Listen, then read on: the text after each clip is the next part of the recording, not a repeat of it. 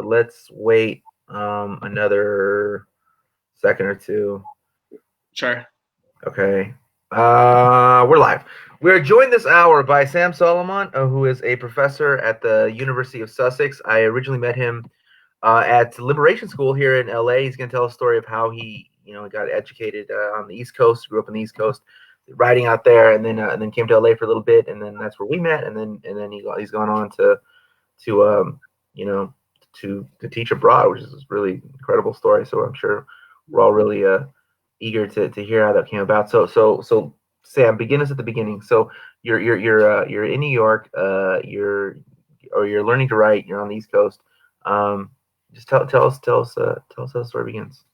Great, thanks, Matt. I'm really glad to be doing this. I grew up in New York City, and was, I guess, like a lot of other people, sort of liked writing poems and things like that in school, but never took it all that seriously. In high school, I was part of there was a literary magazine, so I helped work on that. But I think I got one. I'm now just remembering, actually. I think one of the things that made me especially excited about writing was doing learning the Yiddish language, which is something that I had learned a bit as a kid. My parents had had me part of like an after-school program that was kind of leftist Yiddish learning. It was a way of having a Jewish education that wasn't attached to particular aspects of Zionism or to particular aspects of religion, certain kinds. So then when I got into my teen years, I wanted to learn more and ended up meeting some older writers who were also learning Yiddish. And we all decided that as part of our language learning, we would try translating this poet. So I was around like 17 at that point. And I think it was through, the poet is Celia Dropkin, and later on, we ended up publishing some of our translations, but this was Faith Jones and Jennifer Kronovit were the friends I met, and we decided, partly to improve our language skills, that we would translate together. And I think through that, translating with these two other people probably developed a lot of my confidence in wanting to write my own poems. I've been doing it anyway, but it made me, I don't know, it did something different to it. So then I went off to college straight after high school, also on the East Coast. That was at Brown in Rhode Island.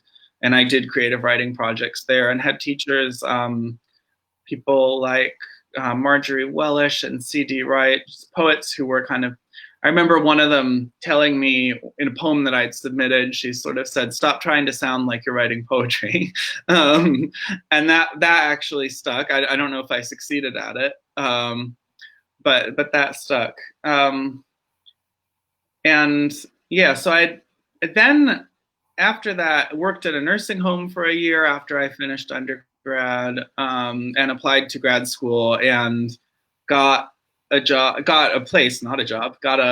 funded place at University of Southern California, and decided, all right, I'm going to try it. I'd never really spent time in LA. I was sick of being in New York at that point in my life. And it felt to me like an adventure. That was 2006. So that's sort of how I ended up in LA, where Matt and I ended up meeting quite a few years later at the Liberation School. That was summer 2013, I think. Yeah. So can you tell our audience a little bit about this poet, Celia Dropkin? Yeah, sure.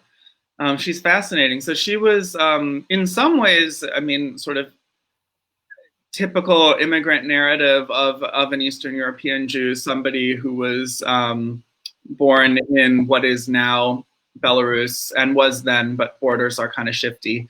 So in Belarus, and had been part of a somewhat leftist Jewish family, not particularly wealthy, but had some, I mean, they were not wealthy.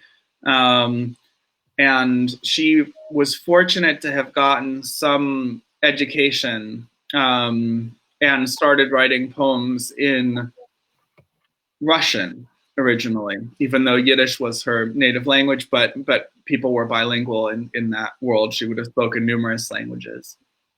And then, like a lot of other Jews, so she was born in 1888. Like a lot of other Jews in the early 20th century, due to a combination of anti-Semitism and broader economic trends and opportunities, moved to the U.S. And ended up switching while in the U.S. in New York to writing in Yiddish. And this is a fairly common thing that writers did, because there had been no Yiddish literary markets really that she would have had access to, particularly back where she was from. She could write and hope to publish in Russian, maybe Belarusian. But in New York, the language that she could actually get published in, and that there were thriving presses in, and all sorts of leftist and what would become kind of experimental literary publishing, all of that was happening in Yiddish in New York, in large circulations. I mean, obviously in many languages, but that was one thing. So she switched to writing in Yiddish and wrote the work that she then would become known by. And that's the work that we ended up translating. And the work is like, just, it's mostly very short poems that usually take some metaphor and kind of write it and push it to an extreme. So, writing about, there are often love poems, or pastoral poems, but where something starts out sounding sweet and ends up being like about killing someone or sucking their blood or things like that. And so it really pushes at the boundaries of both, I guess, proper feminine subject matter for poetry, but also just sort of proper serious literary what's etiquette, as it were. Yeah. Very. She wrote what she wanted to. Exactly. Yeah. So I think when most people think of or anyone think, I mean, like most people, I don't know. My familiarity with American writers or people living in the United States writing in Yiddish is just it's limited to like Isaac Singer. Exactly. So I mean, so how did you come into contact with Yesilia's writing? Yeah. What's that? Sorry. How did you come into contact? How did her work appear on your group? And they just, It was that we were doing a summer program at Columbia, and I grew up down the street from Columbia University, and they were running these Yiddish summer programs. And I sort of begged my parents to let me go for one of these, and I was lucky and could go. So they kind of, in Yiddish, among Yiddish readers, she's pretty famous. But there aren't that many secular Yiddish readers in the world as there were when she was writing. So that's part of it. But part of the reason why somebody like Singer is sort of the known Yiddish writer is because he had a very sort of strict regime of translation. He curated who would translate him, and he really had an eye to that and to his legacy in the English language in the way that a lot of other Yiddish writers didn't have the luck to receive. So it's kind of, I'm not, he's a great writer. Actually, his brother was also a great writer. His sister, Esther Kreitman, was a great writer, but neither of them have the same legacy. They just haven't historically had the same translators who are connected into English language publishing. So one of those things. Yeah, I think it's a sad truth, but like writing is an art and it's a business. I mean, even like the more I don't know, the more even things that aren't about just making money, it's still like if you want to secure your legacy, you have to like pester people to review your book. You have to blah blah blah. You have to do a bunch of things that are not related to writing that you got to do. Or if you want to be Isaac Singer, if you want to be the remembered canonical individual. Exactly. No, it's totally true. And I think it makes me aware, having that experience between Yiddish and English, of it makes me skeptical of not of whichever writers become who've written in other languages come to my attention through English translation, which not skeptical of their work, but not assuming that they are the best from whatever language or tradition or country they're coming from, because that's not how it works necessarily. Yeah. This is the best marketer, the best they understood a different side of the whole thing. Yeah. Okay, so you get involved in this. You're learning to write. You're translating. Now you're involved in poetry. Tell us a little bit about what it was. Tell us a little about the New York kind of literary scene that exists out there that you may have come in contact to at the time. Now you mean? Well, no. I mean, like when you were growing up, like what you were aware of, because a lot of this like kind of oral histories and like the scenes and venues. And, yeah. I mean, I this is largely sort of reminiscing from being a teenager in the 90s, you know.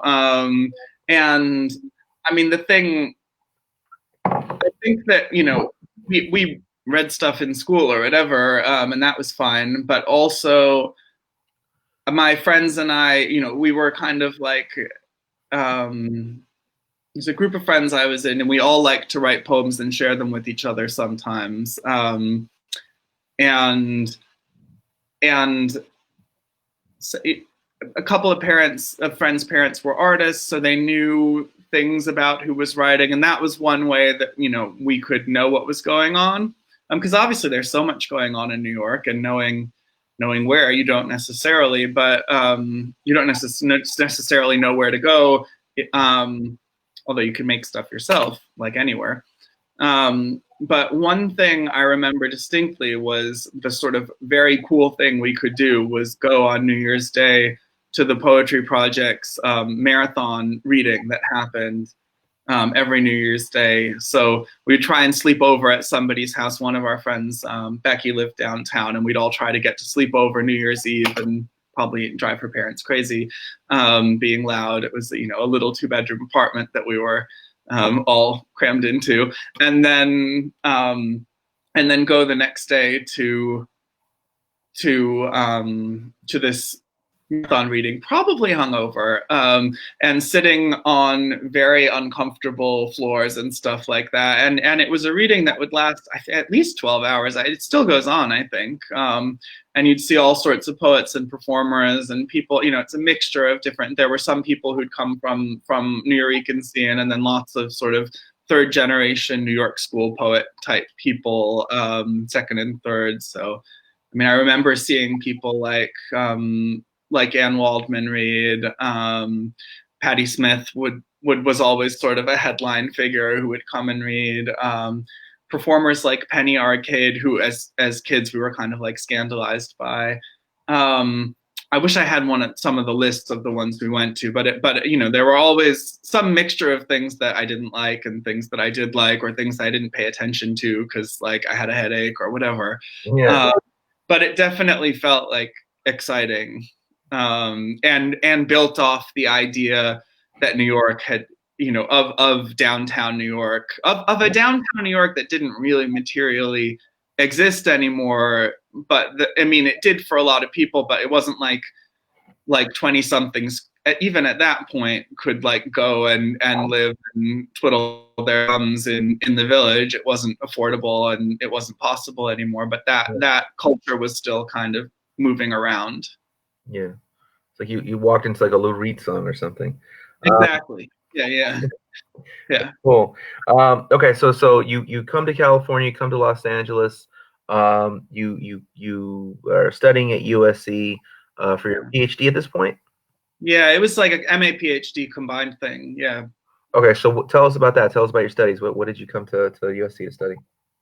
I went there because I had really enjoyed doing in undergrad doing literary and critical theory stuff. So things on the borders of philosophy and literature, and particularly some, you know, sort of French theory kind of stuff. But I had wanted to bring that into contact with my interest in poetry to some extent. And at the time that I applied to go there, there was somebody who taught Yiddish as well, Yiddish literature. So I applied to this comparative literature program, but he then sort of left after I was admitted and had moved to LA. So I was like, all right, it's fine. I'll figure out what else I want to do. And I had done a lot of studying as an undergrad and had been interested personally in things around feminist theory and gender and sexuality. So that was other stuff that I was interested in. I was really just kind of taking whatever classes I could and learning what I could from people. I remember my first semester, there was a really fun class that Professor Karen Pincus taught on alchemy and sort of narratives around alchemy. So like looking at old medieval stuff all the way through Marx and thinking about how creating value from nothing worked as a theoretical model. So I'm not saying I'd like now understand alchemy, but all of those things were exciting to get to study. And at the same time, I was sort of falling in love with the city of Los Angeles, and with getting to live there and being somewhere that I'd never spent time, and living in a different way, I guess, as most people in their many people, not most people, many people in their early 20s or in their mid 20s rather do. Yeah. So University. Oh, sorry. Yeah. University of California is it's a very prestigious school. It's an elite school, expensive school. Yeah. There was a recent scandal where a lot of people cheated their way in by on rowboats and whatnot. So it's one of those type places. But unlike, say, some of the Ivy League schools, it's located in the middle of a very working class neighborhood, very black and brown neighborhood. The contrast couldn't be more sharp. Can you speak a little bit to that? Totally. I mean, it's not technically gated most of the time, but it basically feels that way. I mean, I would say that I can speak to it to some extent, but can also say that having gone there to do graduate school, I wasn't like in residence on the campus. I was living in an apartment in Echo Park at the time, and I would go to campus a couple times a week.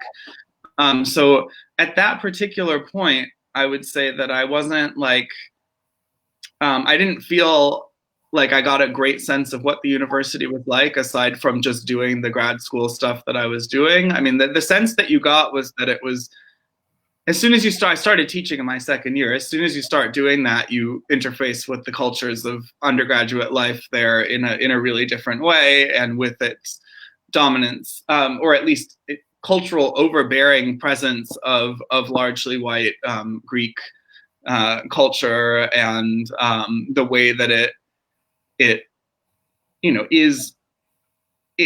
function. What the university cares about is its real estate and its sports profits. Those are the things that it's really engaged in for the most part. That isn't to say there aren't other people doing great things, but as an economic model, that's what it is. And so I think probably a lot of undergrads have, the students who would say are the typical imagined USC student probably have no interaction with the communities that are around USC, except maybe occasional really patronizing community service kind of ideas. But I mean, I remember there being a moment when one of the undergraduate student body things, and these things would only sort of trickle through to you at the grad level, but they wanted to ban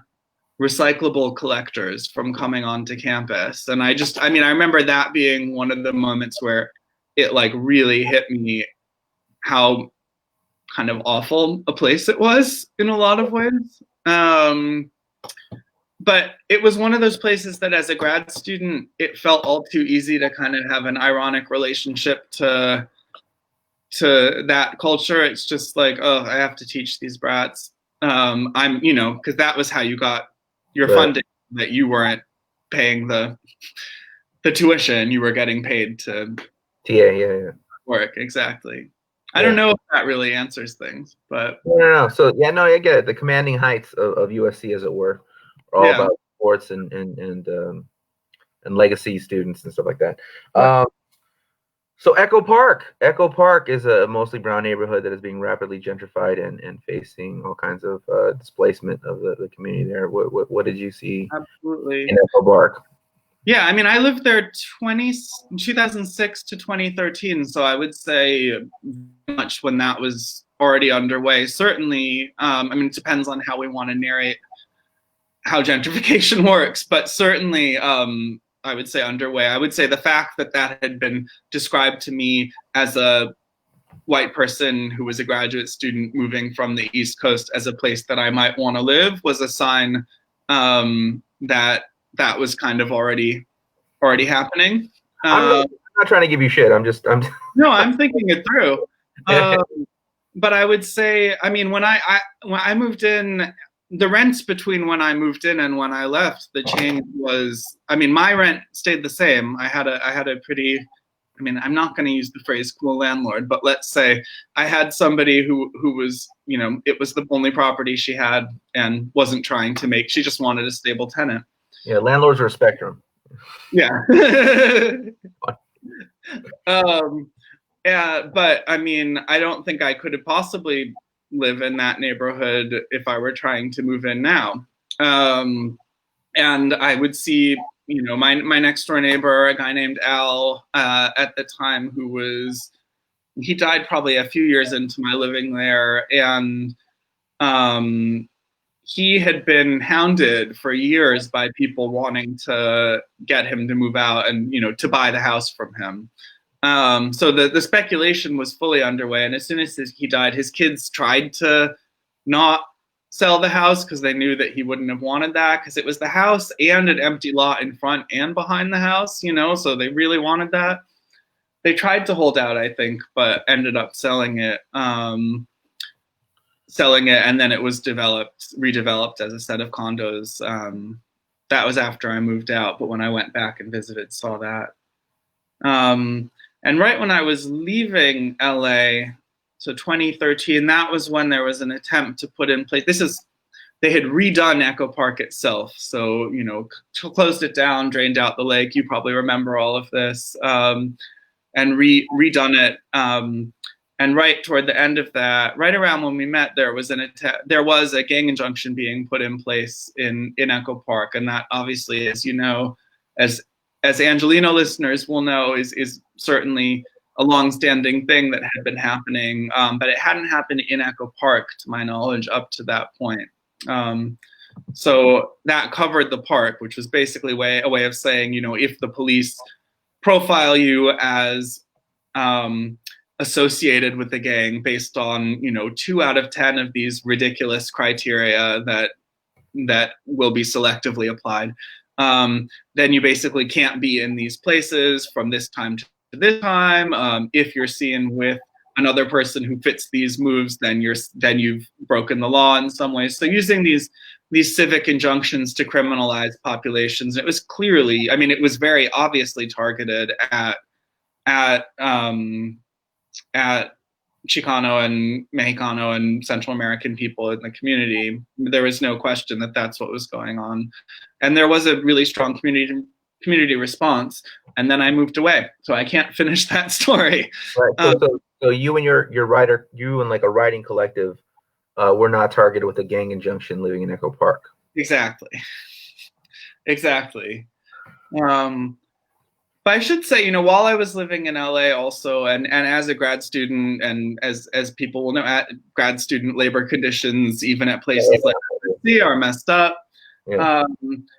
I'd say that through those experiences, you know, they helped to sort of reignite or ignite a new sort of interest in radical politics, something that had been sort of around me. My grandfather was in the Communist Party, and there's stuff around that in my background, but I would say it sort of personally hit home in a different way through, and I think it does for a lot of people who perhaps had economically and socially privileged or comfortable upbringings then can become radicalized through the experience of graduate school exploitation.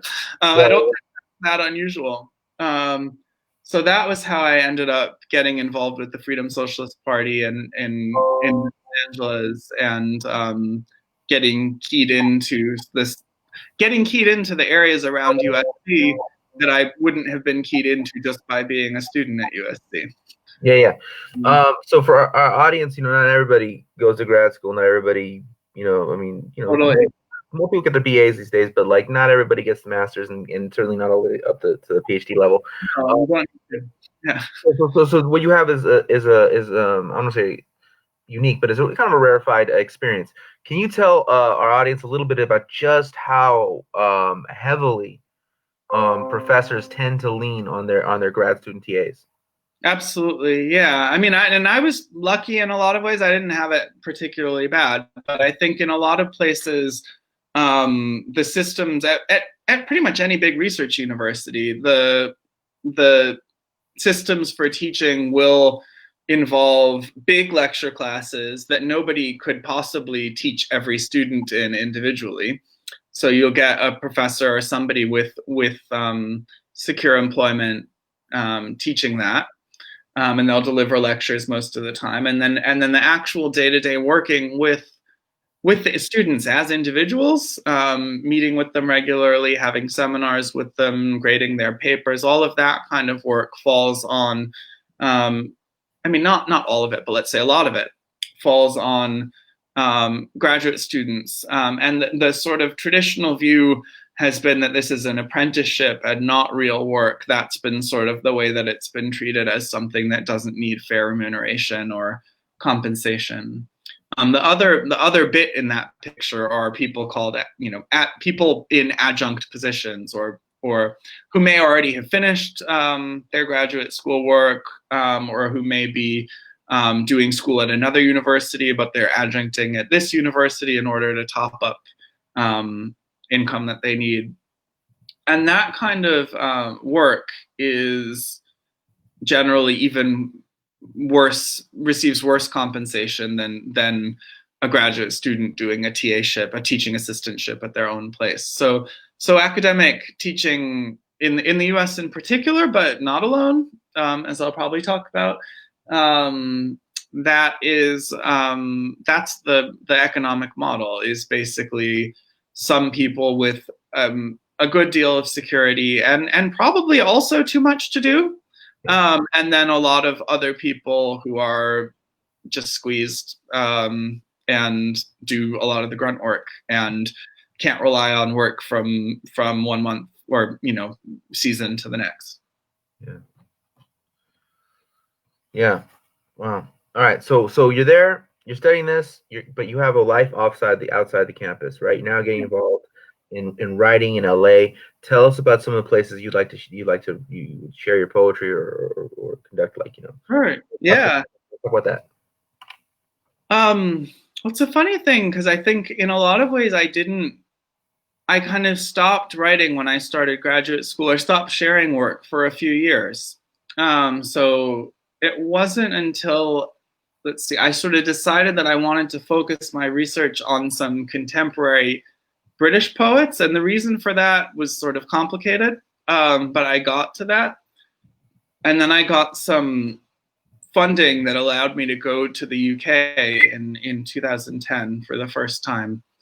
And I came out here, that's where I am now, for a few months, and met a lot of contemporary poets who were just like, oh, an American wants to hear our poetry, like, cool. Do you want to read something too? And I was like, oh, right, I write too. I could read it out loud. I'd sort of forgotten that. I was like, I'm here to study the writers. And I had been writing, but I hadn't really been sharing. So it was by coming over to the UK and being really sort of warmly invited to share my work that I sort of remembered, that was something that I liked doing. So then being back in LA, I would say in LA, for me, I never really found or even sought out that much venues for sharing work. So I read at a We were, couple of stores. What's that? we at grad school, so I mean, it's kind of like there's not like a lot of. Yeah. I mean, I was busy. But also, I liked going to readings. I liked going to Beyond Baroque when I could, in Venice. And what other places would I go to readings? There were some readings happening at the Poetic Research Bureau, which was at that point in Glendale, I think. It moved to Chinatown. Yeah. And then and I read there once when it was in Chinatown. And then there were things that like readings that would happen at political events or things like that. So they weren't like specifically poetry spaces, but that was happening. So I liked going to all of those things. I didn't necessarily seek out reading that much. And I think, I don't know, that would probably be different if I lived there in another time or another context. But then when the Liberation School started up, it was that was just for that month, I think, July. I mean, it had a life beyond that, but there was 1 month of intense activity, and some of the people I was part of a sort of peripheral part of the group that were putting it together, and they said we should have a reading series, or I said that was something I could do. So I made it a combination of invited readers and open mic, and that way, my people I knew are limited. So I want other people to come and read. That was kind of the idea. I'm sorry. Yeah. Can you tell us a little about Liberation School? Yeah, sure.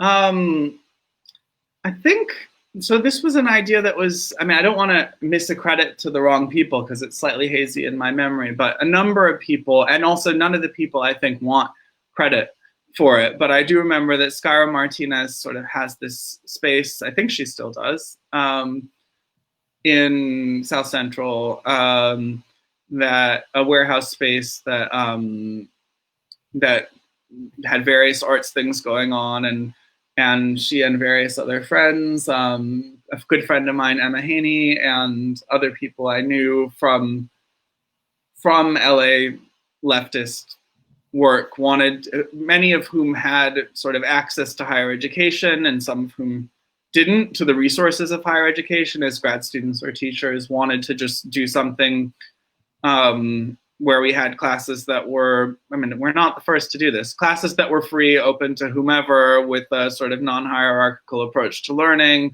to have that happening. And I remember Carla Osorio was involved as well, but people who were thinking particularly, it was over ambitious in the best way, and I wasn't central to it, but trying to figure out what a broader community, whoever might want to be engaged with it, might actually want to learn, and then trying to match that to expertise. So, that was kind of the idea, and it was flexible, and we were trying to build aspects of sharing arts as well. Yeah, it's so fascinating because in trying to conduct these like oral histories, I run into this issue every time, or it runs into this issue so many times that there's certain people that don't want credit for this thing. They don't want this. They don't want that. The mentality of an organizer oftentimes is very much it's difficult to get information sometimes because they're very careful about not appearing egotistical, not appearing this, not appearing that. And I'm doing 9 a day, and I don't have time for that shit. For your bizarre ethics, I need you to tell me what happened. I totally get that. Yeah, that's been the case in trying to chronicle all these like really great spaces that, unfortunately, I can level this self-criticism myself. I just showed up at, I'm Matt Cedillo, I'm the fucking star, blah blah blah, and then left. Right. And so no, it's not. I should have helped more. I should have helped more folding the chairs and bringing the ice and. I should have been more of a help in those days. But I'm trying to make amends by gathering the histories of all these things. But I know who was in the room, but I don't know who did what. So that's kind of like this issue I'm running into. Like I know who was there, I remember. But I don't know who like put the flyer together. I don't know who called for the event. I don't know Totally. who organized that. So Yeah. I'm trying to find these things out, and I want to make sure that we get this history down because, you know what I'm saying? Like, documentaries come out, but it's always just, it's the Isaac Singers that are going to get documented. No, that's right. Yeah. Yeah. It really is. You're right. All that, those little bits of work and care that make something actually happen. Yeah. Totally. And there was a lot of that, and there always is. Right, and it's not that the Isaac Singer shouldn't. I mean, because I'm an Isaac Singer. For sure. I'm going to make sure that these things happen for me as well. But that does not mean that other people should not have that. So it's been a difficult process getting people to tell the story of what happened because they don't want to appear in this negative light of like glory. Yeah. I mean, it's an interesting one. In this case, it's not false modesty. I mean, I did organize a reading series and I helped organize the whole thing, but I wasn't central to the whole thing. I can say that. But part of my hesitation is that I know that part of the ethos of the project was that people didn't want credit as individuals necessarily. And so I don't want to betray that, even though I'm grateful to those people. Yeah. And I'd be happy for them to take the credit. All right. Well, okay. Well, but what role? I mean, I know that I personally know that Emma Heaney and Maga Miranda were kind of big in the. Yes. Maga was amazing. Totally. Yeah, led a lot of stuff. That's right. Yeah, they were key. Absolutely. That's right. Yeah, actually, somehow, apologies, Maga had slipped my mind at the moment, but was absolutely key to getting that off the ground and bringing people to the space and getting it out there. Yeah. That's that's good stuff. And tell us a little about Skyra and Cielo Galleries. Yeah. Cielo Galleries. So I don't know if it had that name quite at that point or if it got it somewhere along the way, but actually I don't remember the history of the space that well, but the Skyra had this warehouse space and it was used sometimes. Parts of it were rented out for, I think, for certain small businesses. Like I think there was some car mechanic stuff going on in there, something like that. And it was some people lived there. And it was a beautiful open space that had open space and also a couple of smaller bits. So if you wanted to sort of have quieter areas, that was possible, closed off areas. Then Skyra's just amazing person is what I remember. And incredibly open-hearted and open, opened her space to people and sort of said like, I want. It wasn't like she wanted to have control over everything that was happening. It was like she really was clear that she wanted things to happen to make the space, other people to bring things to it. And I think that sort of spirit of generosity made people want to bring it and organize as well as they could. And I mean, some of my best memories of that time were in the open mic nights when Skyra would tell stories sort of tell stories about her childhood. I think as the daughter of people who of I think Black Panther members who had left the U.S. and were in kind of rural northern Ontario, so talking about growing up kind of up there. And I remember those stories being really amazing. I won't try to tell them. Yeah. The child of revolutionaries on the run in Ontario, Canada. Exactly. Yeah. Fascinating. Totally. Stuff. All right. So you experienced New York. You experienced Los Angeles. That's like you have this bi-coastal life. It's you've seen what the United States you've seen what's considered the two biggest important cities in the United States. You're like, fuck this, I'm out of here. You go to England. I don't need I to spend didn't. time in Austin or Chicago. Yeah, I know. No, I didn't. I didn't want to leave LA.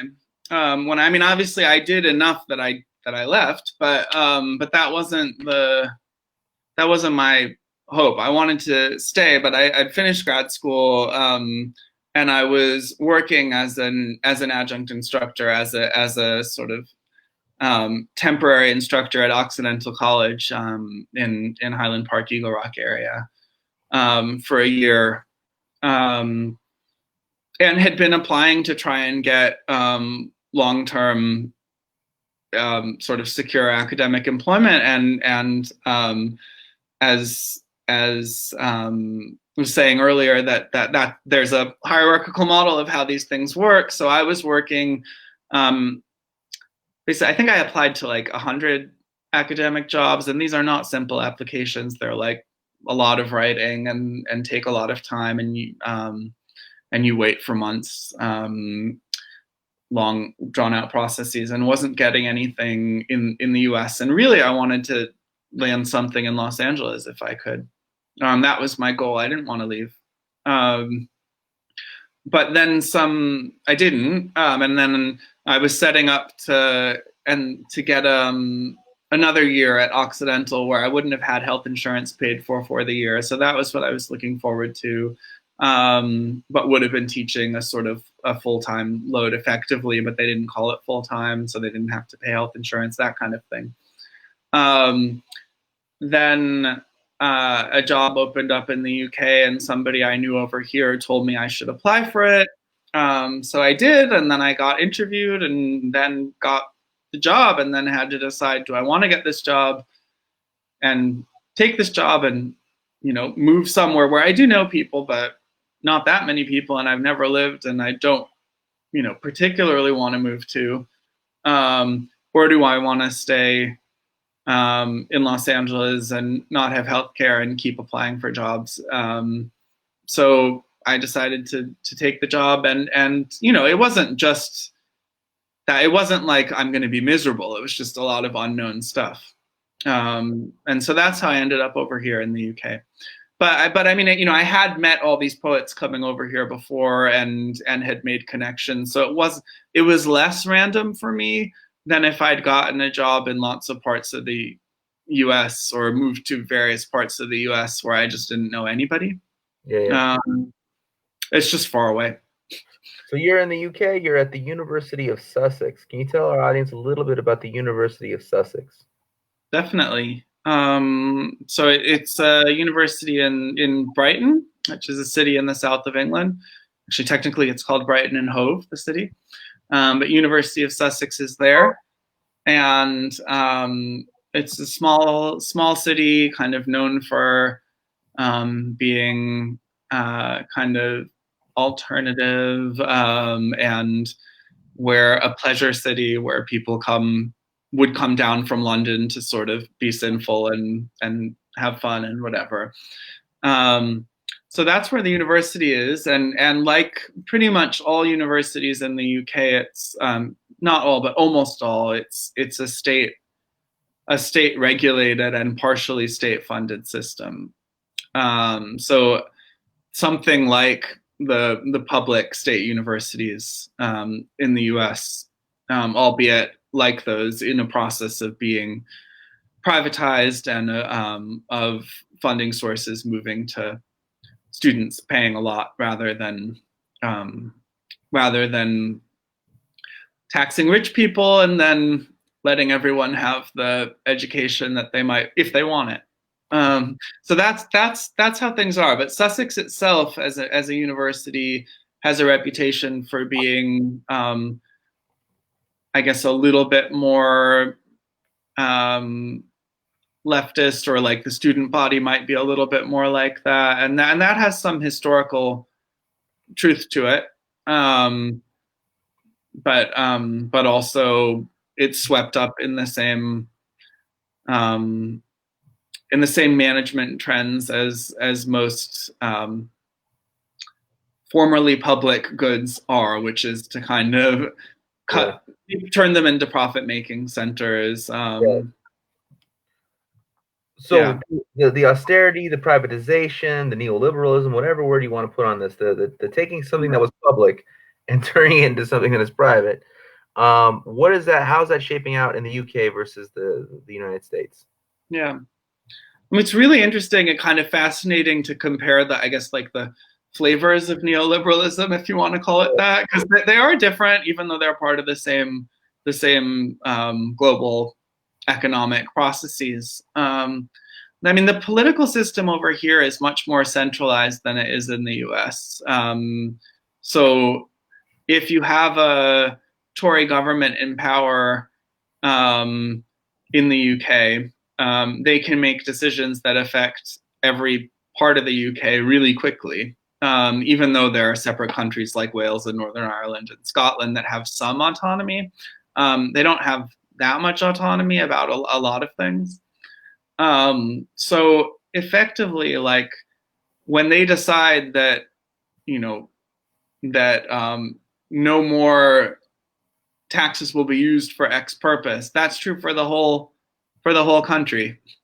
And that can happen on a federal level in the US, but like a lot of that happens really varyingly in different states. So what that's meant over here is basically like, they decided that there used to be no fees to go to university, and then they decided that there would be for all of England and Wales. That didn't include Scotland at that point.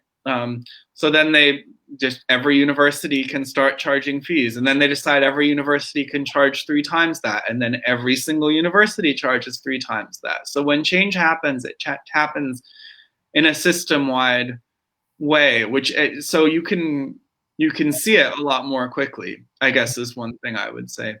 But also because we don't have a private university system in the UK, or private universities in the way that the US does. They're just different histories. I mean, in the US, you've had a large percentage of the population doing undergraduate education since the mid 20th century, if not even slightly earlier, with the GI Bill and stuff like that. And of course, it's been unevenly available in the US and prioritized white men for and actively excluded other people for a long time. But you have an earlier moment of mass higher public education there, whether it's public or private. Sorry, mass higher education, yeah, whether or private.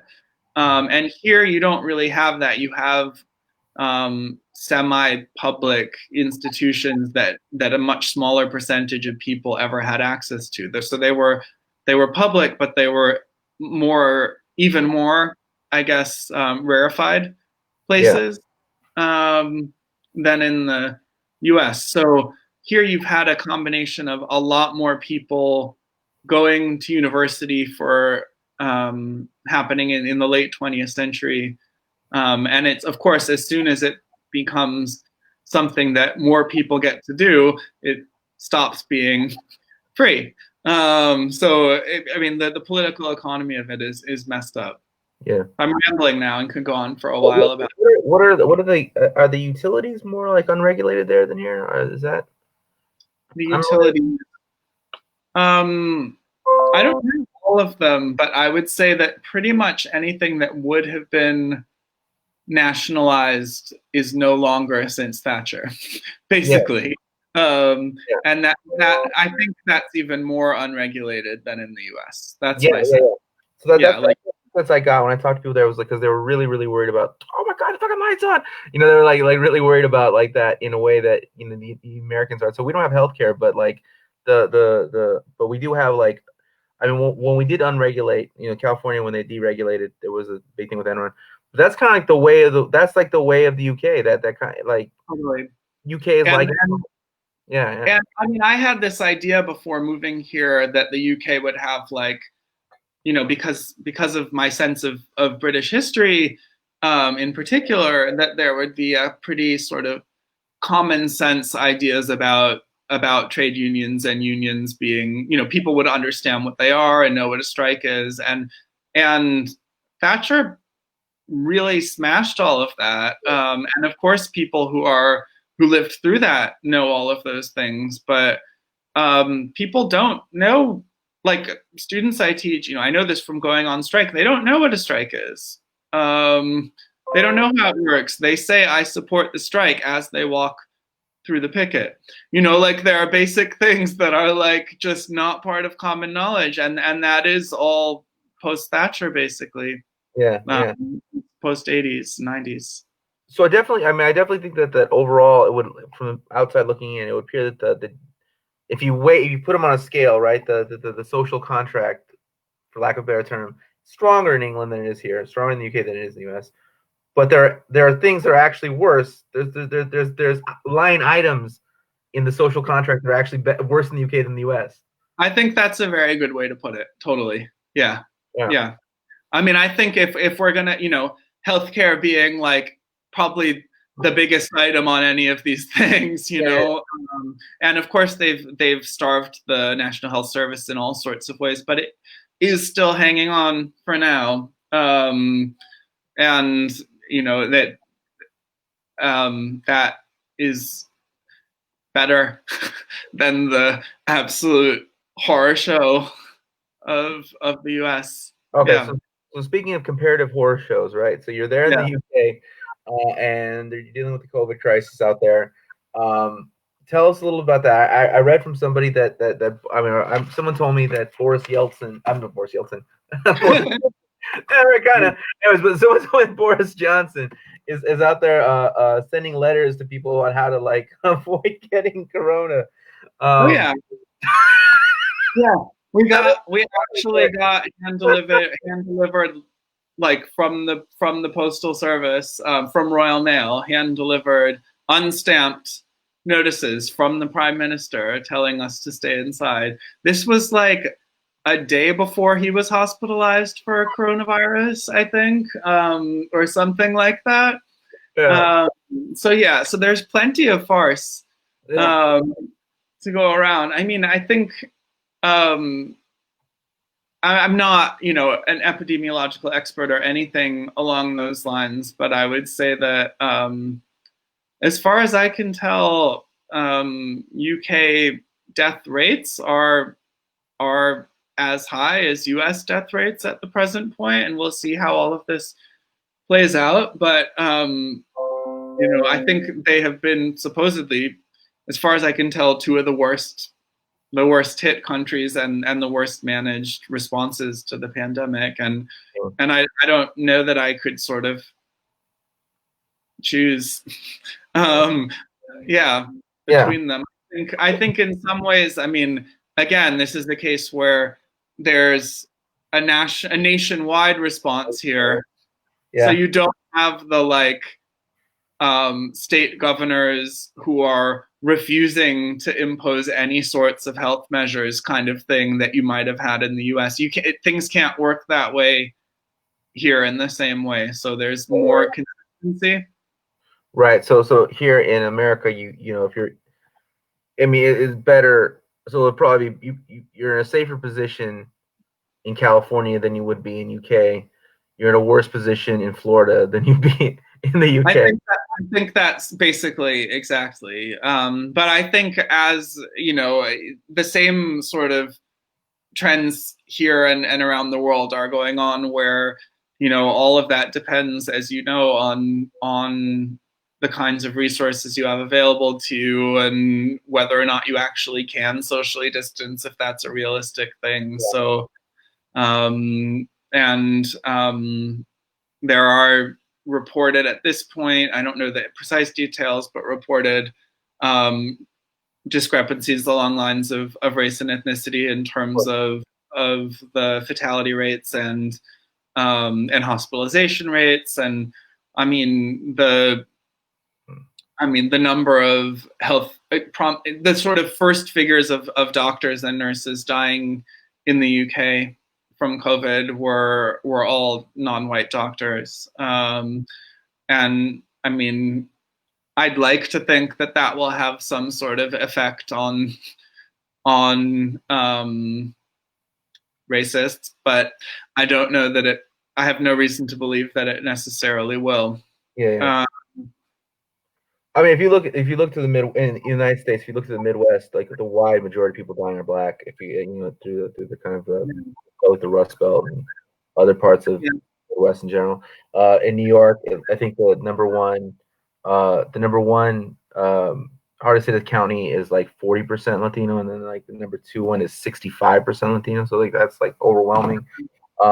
California hasn't been hit as hard because the state is regulated, but like there's real worries about what's going to happen in the Central Valley amongst the workers. And Immokalee in Florida has been hit horribly, and probably the worst hit of all is actually Navajo Nation. So that's the picture going on in the United States, and none of that should be really surprising given the history of this country. No, exactly. I mean, the exacerbation of what's already there is what's happening in a lot of ways, and I wouldn't. I mean, I'm sure all of that is determined by lots of different factors that make people more exposed to death. I mean, yeah, no, I think the same thing is going on here. And yeah, I mean, you can see it.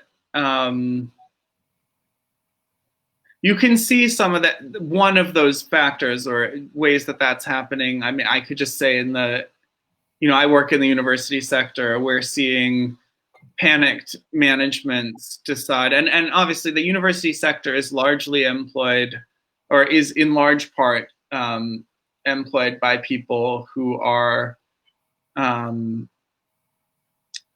have better access to their own safety nets around them, but actually not across the board. That and one of the things that we're seeing is university managements really worrying and panicking, not about the livelihoods of the people who work for them, but about the loss of income that they're going to face due to border controls, basically, and having worked on an economic system or having developed economic strategies that rely on massively overcharging international students, whether those are students who have wealth or students who don't, or students whose governments are putting the money in. So in some cases, we're seeing like a kind of accumulation of wealth back in the colonial, like directly the former colonial power kind of taking money from its former colonies so that their students can get educated, and overcharging for that. So that's the kind of economic model you have for higher education. As soon as something like it's unsustainable and it's unethical, but as soon as you have something like this in place, that becomes called into question. And so the response that, at least the place where I work and lots of other places, the management are looking for ways to cut costs, and the first place they look are to the cheapest employees they have, of course. People with less job security. So cutting all temporary or non-permanent contracts, are not renewing people who they would normally renew. That's what we're facing right now. Yeah. Was there a toilet paper run in the UK? There was absolutely a toilet paper run here, as far as I know. But uneven. Like all the corner shops most of them still had toilet paper, but the big supermarkets didn't. So I mean, yeah. I don't know anybody who like fully ended up without any toilet paper, but there was a worry. Yeah. It was toilet paper panic. All right, so why is it that the nation of the nation of Cuba, with only 11 million people, is able to send doctors around the world in the midst of a global pandemic, and in the United States of America, the president is suggesting everyone drink bleach? I mean, you tell me. Like, I mean, I guess however messed up things are in every country, like if you prioritize people's needs to some extent over profit for Trump, then maybe things might work a little bit fucking better. I think that's the answer. Like, I mean, I'm sure it's also more complicated than that, but That was very scientific. That was good. yeah. All right, next question. Why is it that a market system cannot provide the goods and necessities during a global pandemic? I mean, again, I think you'd have a lot to say about this too. But I would say basically because it's not designed based on meeting people's needs to stay alive, because it's designed on maximizing profit and shifting what's being produced to whatever will make more profit at any given time. So if it's based on that kind of model, it's actually not ready for just meeting need. It can't do it. The logistics aren't built for that. That's what it seems like. And not only are the logistics not built for it, actually, just as importantly, it's against the interests of the people who run it. Because there's no change, there's less change and opportunity to make wild profit rates off of relatively predictable things that people need than there is off of constantly shifting and swapping the game around. That's right. Yeah. That's right. Yeah, people don't get that in this country. You know, Paramount doesn't make movies; they make dollars. GM doesn't make cars; they make dollars. All this, they don't. People don't. You know, they don't make. Whoever made this hat doesn't make hats; they make dollars. You know? Mitigates all our relationships. Well, I really appreciate your spending time with us. Is there anything people should know to follow your work, or where they can get a copy of your book, or what's going on? Sure. Yeah. I mean, actually, my book, the book of poems, is this called Special Subcommittee, which part of which I use some of my grandfather's. He was sort of being, well, he was spied on by the FBI for being in the Communist Party. So I have bits of that transcript and other things, but that's from Commune Editions, and they've made all of their books free. So you can download any of them. And that their website, let me double check this. Commune Editions. The website is communeeditions.com. That's an easy one. Yeah, and so if you go there, all the books are free. There's some really great stuff. There's books by David Marriott and Sean Bonney, Wendy Trevino, and lots of great writers. Yeah, and all of that's free. So yeah, that's pretty rad that all of that's there. What else? I'm gonna try and do with some people I know over here in the city I live in. We might try to do some kind of video series around LGBTQ people and writers in particular under lockdown. So thinking about what's going on. I know not everybody wants loads of lockdown related material necessarily. People might want to escape a little more, hear about other things, but we're going to try to mix in sort of thinking about what queer writers' lives are like under normal conditions as well. So I don't yet have the exact spot for where that will be, but I'll send it over to Matt. Yeah. And we already have Karina dropped the link for Awesome. Thank you, Karina. Cool. So I really thank you for your time, Sam, and that's really fantastic news about those free books. And I'm sure we'll be talking more in the future. And you know, I appreciate everything you do. I appreciate you know, you helped me get out to England, and that was a really big thing for me. So that was my pleasure. This was really fun. Thanks for your great questions. I'm so glad you're doing this project too. Yeah. All right. I will see you soon. See you later, Matt. Take care.